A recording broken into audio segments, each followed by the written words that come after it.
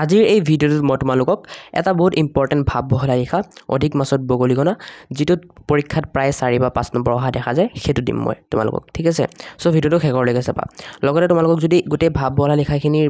এটা PDF লাগে মই বহুতগাল ভাব বহলাই লিখি দিছো যিবোৰ পৰীক্ষাৰ বাবে ইম্পৰ্টেণ্ট হয় তেন্তে তোমালোকে ডেসক্ৰিপচনত লিংক থাকিব গৈ পেলাই ডাউনলোড কৰি ল'ব পাৰিবা জাস্ট 10 টকা এটা পে কৰিব লাগিব ঠিক আছে বাকি নোৱাৰা যদি পে কৰিবলৈ তোমালোকে মোৰ চেনেলত প্লেলিষ্ট বনোৱা আছে তাপা গৈ চাব পৰা ডেসক্ৰিপচনত লিংক দি দিম এটা আজি এই ভাব বহলাই লিখাটো চাও বলা লগতে মই বুজাই দিম দেই অধিক মাছত বগলীগণা এটো এনেকৈ লিখিবা উত্তৰ বুলি মাছ বগলীৰ প্ৰিয় খাদ্য বগলীয়ে মাছ খাবলৈ পালে অন্য খাদ্যৰ প্ৰতি আগ্ৰহ নকৰে কিন্তু জলাশয়ত অধিক মাছ দেখিলে আনন্দতে কোনটো খাব কোনটো নাখাব এনে ভাবত বিভুৰ হৈ থাকোতে মাছ পলাই যায় ফলত বগলীয়ে মাছ খোৱাৰ পৰা বঞ্চিত হয় ঠিক সেইদৰে প্ৰয়োজনতকৈ অধিক বস্তু পালে মানুহে কোনটো আগত ল'ব কোনটো নল'ব হেয়া চিন্তা কৰি থাকোতে সুযোগ হেৰুৱায় এই কথাষাৰ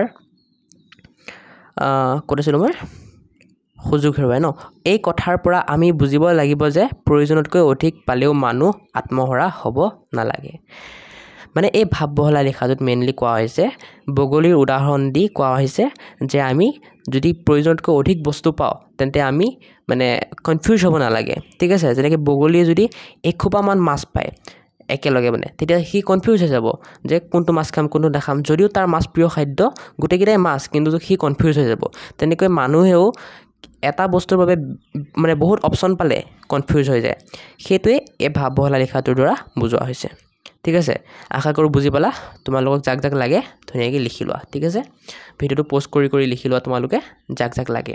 বাকি লিখিব যদি মন নাই মই ডেসক্ৰিপচনত